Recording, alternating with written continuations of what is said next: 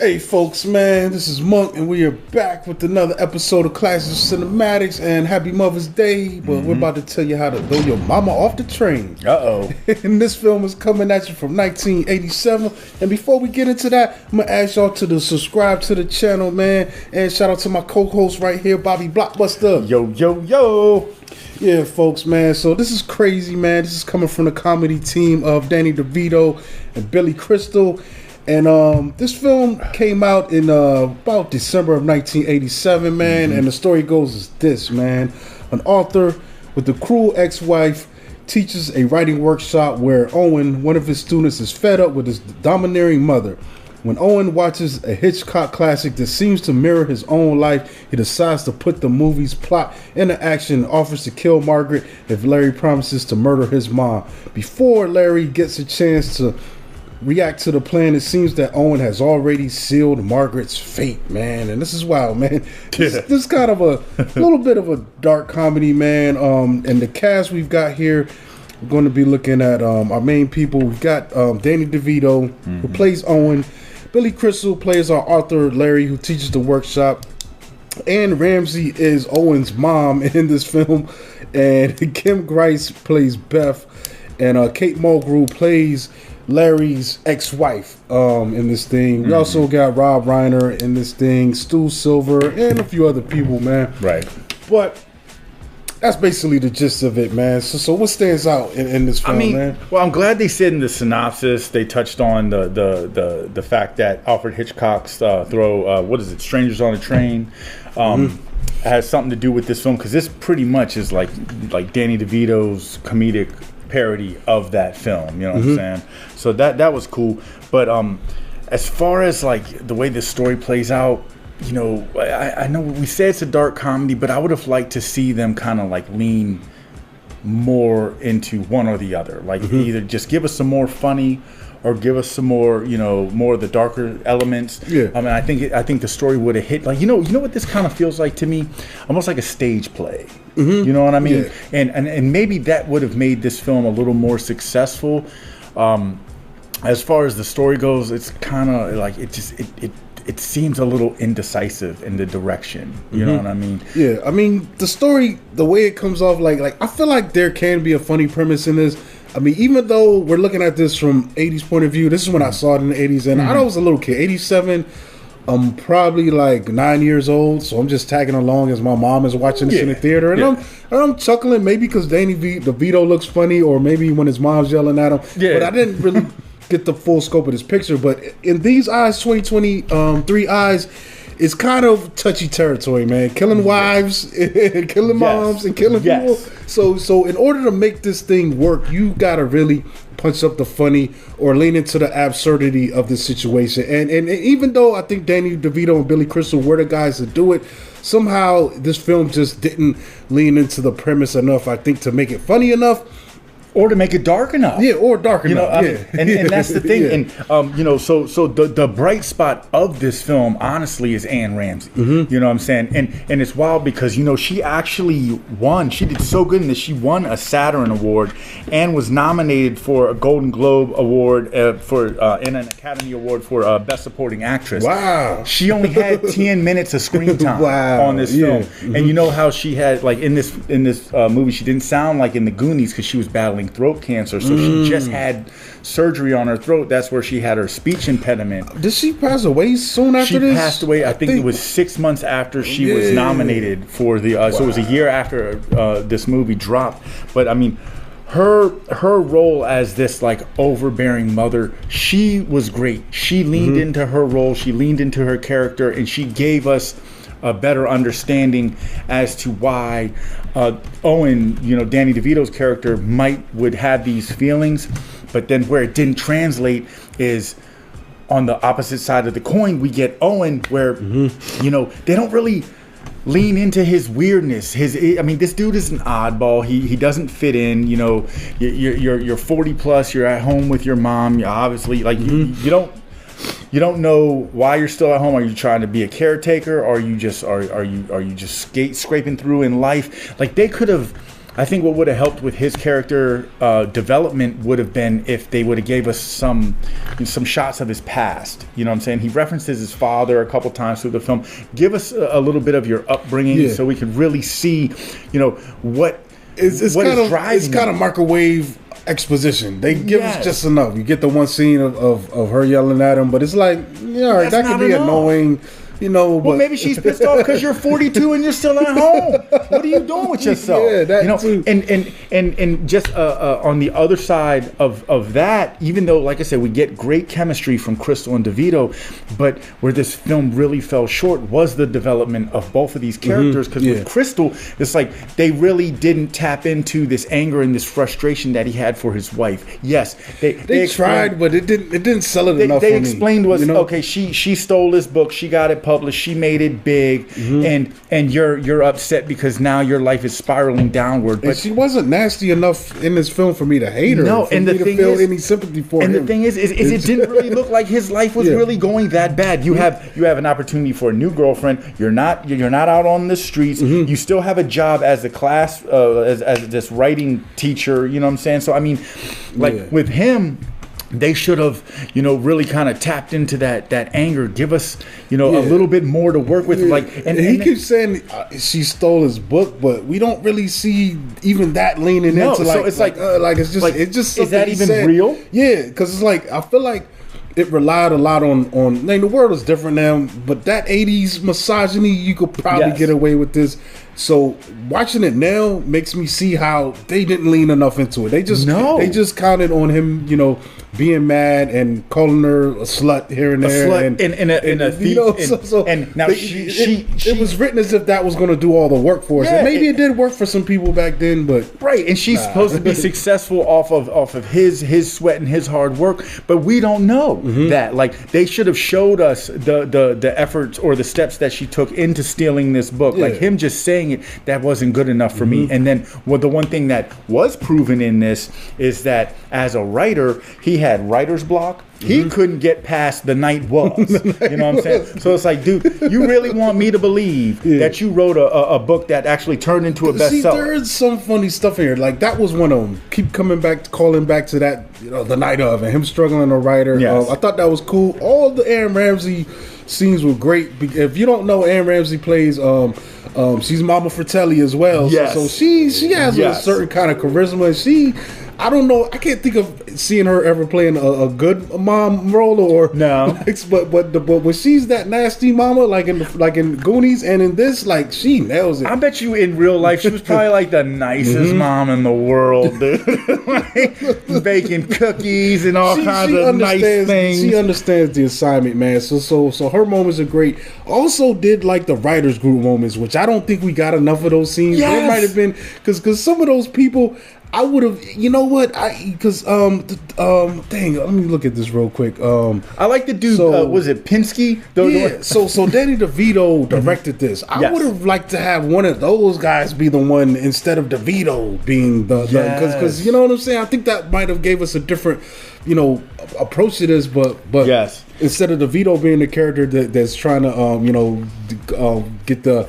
and it's funny because I was looking into this exchange murders. they said during casting there was a couple other ideas thrown around. Like one of the main ones was Joe Pesci, and I think that would have worked. They threw around the idea that Tom Hanks be Larry as Billy Crystal's character. I mean, but I think that Crystal and DeVito, they did work well together. It's just they didn't really. They were trying really hard to work with undeveloped characters. You know, and Crystal was actually one of the guys when this thing came out. He was one of them dudes, man, that was in these type of comedies and romantic comedies. I don't know what really happened with his career where he fizzled out, because I know he had a few big hits. I mean, wasn't he also in City Slickers. Three Guys and a Baby, or Three Guys and a Baby. He was in City Slickers. He had a run, dude. Yeah. But then he just sort of suddenly dropped off. Maybe he retired, or I forgot what happened with his, or experimented with late night TV, but something. But you know, funny thing is that you know, in this he plays a writer, and then they said I want to say it was in 2003. He actually wrote a book called what was it? I Already Knew I Loved You, and this was about his experience as being a first-time grandfather. So in real life, he knows how to get past the night was. Yeah, the night was. The night was rainy and dark. It's hot. It's moist. It's humid. No, it's not. I mean, it's like, you know. I mean, and some of it. That's the thing. Like, that's kind of what pushes this film through, was this banter between characters, the dialogue. It worked for this undeveloped film. You know, I mean, luckily for us as viewers, and this is not a dig. I'm not trying to dig on this movie. It is what it is.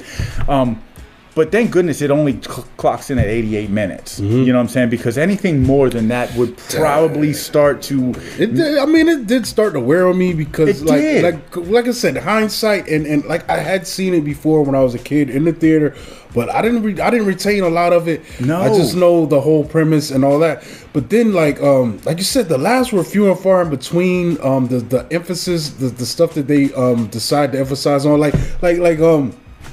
I was talking earlier, I do want to talk about this, man.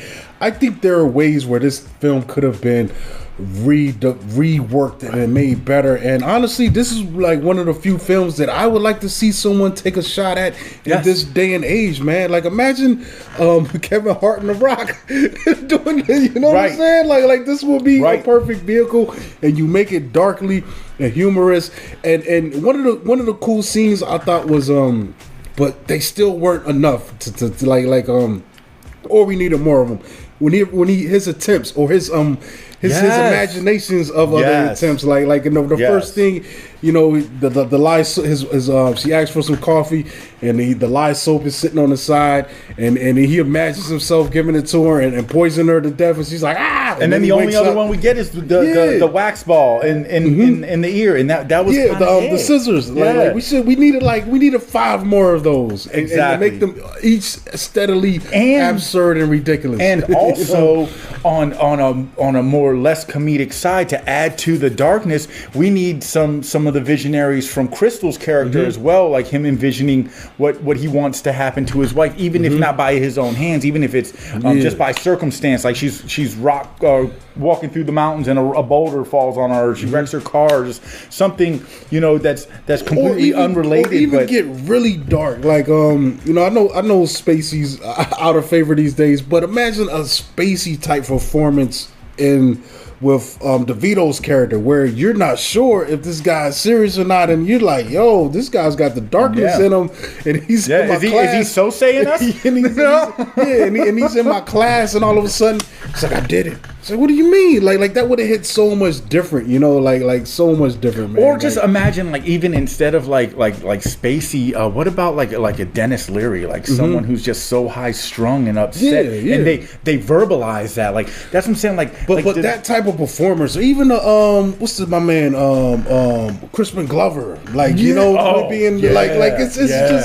so many ways, but like for Owen to be like the thing about these characters, it's like misery is what brings Crystal and DeVito together. They're supposed to be these two miserable guys on two opposite sides of the spectrum, and this misery and this hatred didn't even seem that bad. He still had some money. He had a new chick. He was just, you know what I'm saying? He was mad at his wife, and that's the part that got me with this film. I wasn't sold on what his wife did was that bad. She stole his book, but it didn't seem like she stole your book. Every time, even though he does make mention, I want her to die, I want her to kill. Every time he said that, it sounded like a joke. Yeah, and he had some other woman in the bed. Yeah, like, bro, it's like you're telling someone else, I want my wife dead. So let's go ahead and continue what we was doing. No, I just had to get that thought out. I mean, come on, man. Man. But I did like his when he spoke, it was cynical, it was sarcastic, and that kind of, it worked for his character, but. As an actor, Crystal is a good everyman. He was kind of doing what Tom Hanks ended up doing when Harry Met Sally before Tom Hanks became Tom Hanks and Mary. You know what I'm saying? Yeah. Like Billy Crystal was the blueprint for that kind of shit. Yes. You know, at that time. And that's the thing.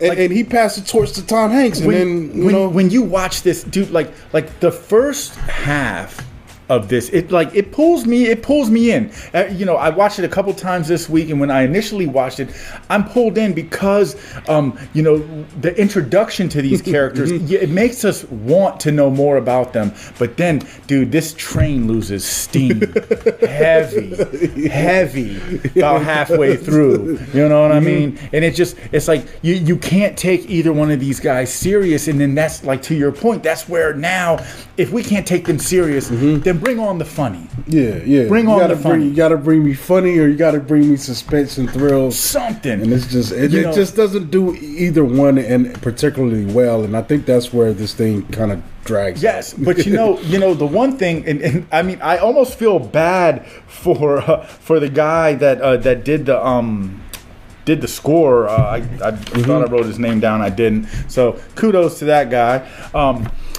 But I kind of feel bad for him because I think it was David Newman. There we go, my man, coming through off the clutch for me. But I feel like his score runs parallel to the all over the placeness of this film. Like, I mean, it's eerie at times, it's whimsical at others. I mean, it's highs, it's lows, and it is kind of like the next best thing that this film has to offer because of the way, like, I mean, just imagine it like this. I mean, I've never personally done a movie score, but I can only imagine they watch it. I don't know if the dialogue's intact yet or edited. I think by the time you're getting the score, it's usually the final edited cut. So they cut the score to the edit. Yeah. And then maybe some dialogue and stuff, and then it's their job to give us the musical emotion and stuff, the emphasis and stuff, from his standpoint, I think he did a good job because it kind of works. Like that opening score, it kind of it feels a little Hitchcocky, which I thought that was cool, and then it goes gets a little dark at times, and then just goes all over the place, which pretty much runs, like I said, runs parallel to what we get from this movie. And I mean, I don't know, man. Like, we picked this one, and yes, Happy Mother's Day. We personally do not want to throw any bodies off the train. We love all the mamas in the world. We love our mamas. No, we don't want to see nothing bad happen to them. But it was funny to do this off the title. It's interesting too because the writer of this film, Stu Silver, he's mostly a TV guy, and his biggest TV stuff, he wrote for Webster. He wrote for a show called It's a Living, another show called Bosom Buddies. He also wrote Bosom Buddies? Yeah. He also wrote for Soap. And he wrote the first half of Good Morning Vietnam. I don't know why he didn't finish it. Maybe there were some problems. Maybe he wasn't an afternoon guy. I don't know. Yeah, it's crazy, man.